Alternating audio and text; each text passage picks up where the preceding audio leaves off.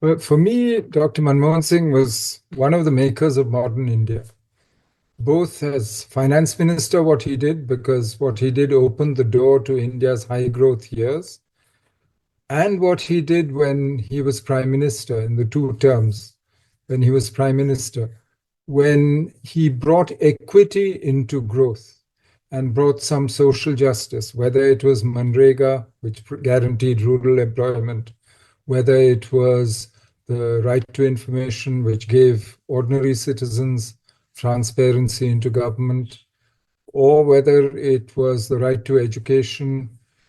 These were all, to my mind, attempts to not just deliver growth, which he had done and made possible by what the reforms that he pioneered in 1991, but also to bring social equity, justice into the political system, into the political economy. My own contact with him was mainly, obviously, in foreign policy and national security. But though, and there it was quite remarkable. It was, in fact, my job was easy because, frankly, he was so respected internationally. I think President Obama once called him his guru. So that it was relatively easy. It opened doors for us. India was treated with respect.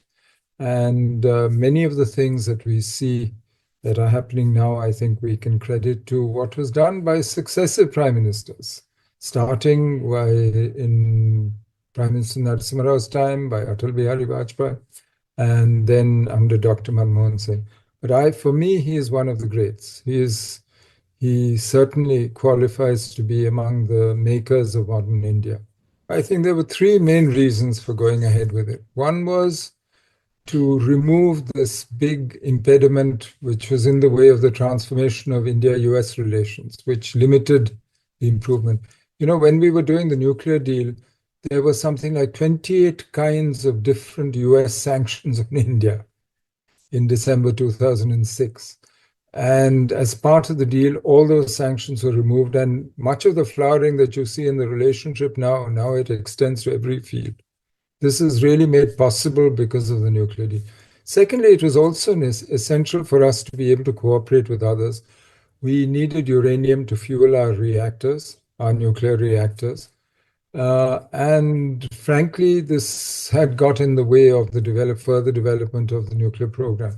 So we kept our own program going, and we also started working with others in the world. It was also a potential clean source of energy at a time when climate change was becoming a real issue, when the environment was a consideration, and we were looking for clean sources of energy. And at that time, many of the other renewable sources, solar and so on, were not economical yet because we hadn't figured out ways. Now, of course, the price structure has changed. But most important, I think, what it represented was that India, which had carried out a nuclear test, was a nuclear weapon state, was now accepted as a normal nuclear weapon state de facto by the rest of the world. And the world was dealing with us. Now, that was partly a result of how India itself had developed the capabilities and the will that we had displayed from 1998 onwards.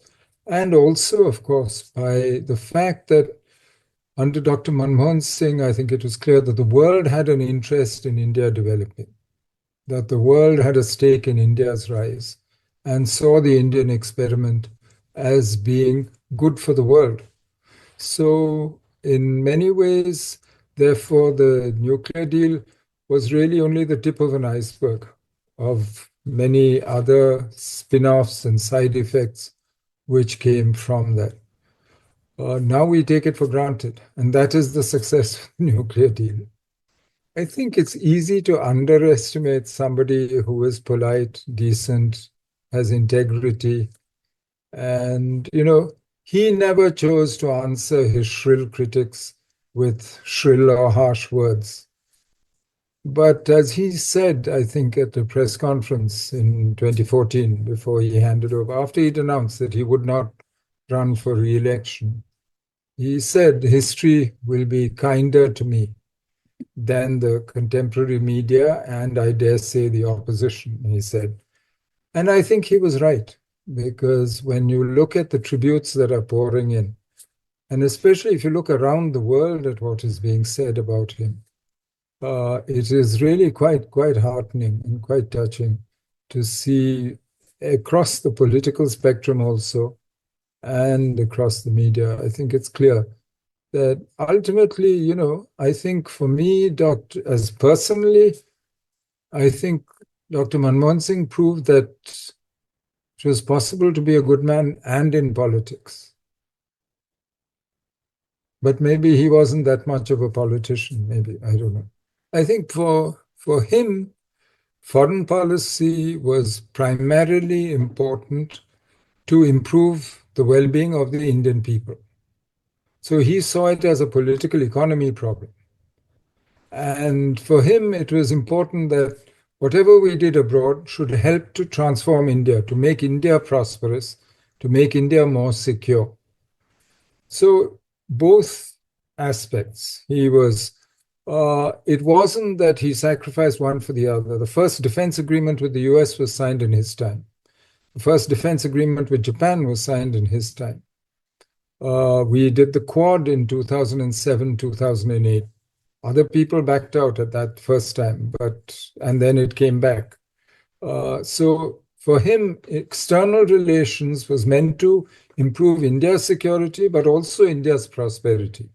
So if you look at our activity, whether it's with Southeast Asia, with ASEAN, whether it was keeping the border with China stable, whether it was doing FTAs with Japan, with Korea, and the real beginnings of Korean investment in India, for instance, can be dated to that period.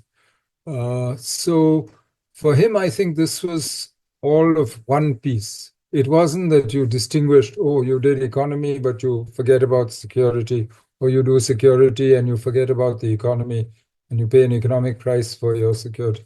He saw it all as contributing to the welfare of the Indian people. And I think we were fortunate in the period, at least in the beginning, until 2008, UPA 1, certainly, that the world economy also was booming until the crash of 2008. After 2008, the international situation became much harder in many ways.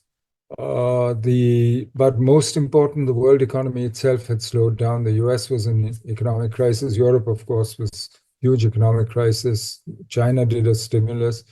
And so you could see that some of the tensions therefore came into our own economy also. It became much more difficult to keep the economy going at the rate that it was. But as you said, those were the high growth years. And I think Dr. Manmohan Singh used to say, we need to deliver growth, but we then need to make sure that the growth is spread across and that everybody benefits from that growth. But he saw foreign policy, as I said, as part of that larger national effort. And I don't think he didn't believe in siloing government effort at all. In fact, I'm glad that he did, because he managed to break down the silos which used to operate.